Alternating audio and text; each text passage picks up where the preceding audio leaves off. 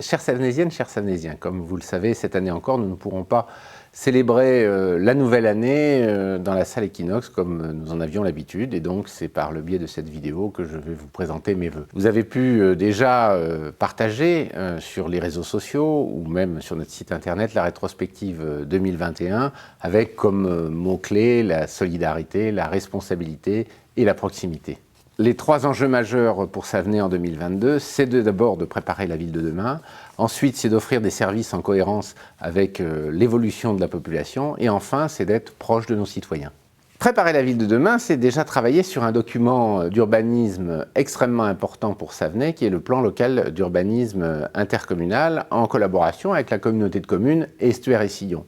La rédaction de ce document demande plusieurs années et nous vous consulterons au fur et à mesure de son élaboration. Préparer la ville de demain, c'est poursuivre le travail que nous avons engagé sur la redynamisation du cœur de ville. Et des travaux vont déjà voir le jour en 2022. Au premier trimestre, l'installation d'une nouvelle poste, avec un service public indispensable pour nos concitoyens, la démolition de l'ancienne poste, mais aussi le projet urbain de la rue Madame-Jean, avec la création de 47 logements et d'un foyer de jeunes travailleurs. Nous allons produire deux plans guides, l'un pour la mobilité, et notamment les sens de circulation, les plans de stationnement, la réalisation des cheminements doux entre les espaces de stationnement et les deux places principales de notre cœur de ville, et un plan guide pour le traitement urbain de la place Ledoux et de la place des Halles, mais aussi pour le square des Mâts et le square de la Soubretière.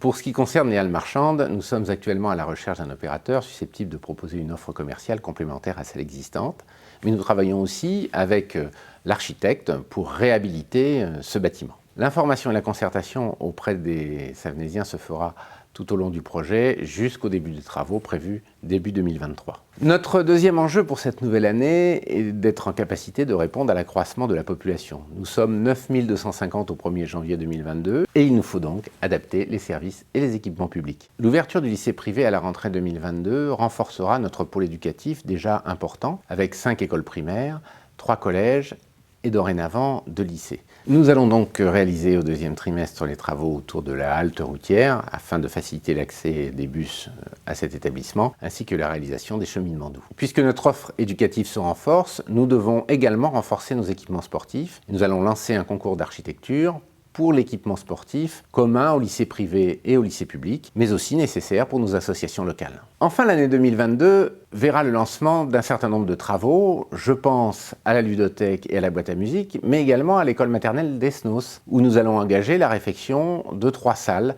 dans l'ancien bâtiment. Notre troisième enjeu concerne votre quotidien. Comment la ville peut-elle vous accompagner? D'abord par la mise en place d'un microcrédit accessible aux personnes les plus en difficulté. Ensuite, en renforçant notre offre culturelle, le renouvellement du concert des Folles Journées par exemple, ou la programmation au sein du couvent des Cordeliers avec le verbe figurer. Nous poursuivons notre soutien aux associations, qu'elles soient culturelles, de bien-être, sportifs ou associations solidaires. Et je veux en profiter pour remercier chaleureusement les bénévoles qui donnent de leur temps pour nos concitoyens. Enfin, nous renouvelons notre budget participatif.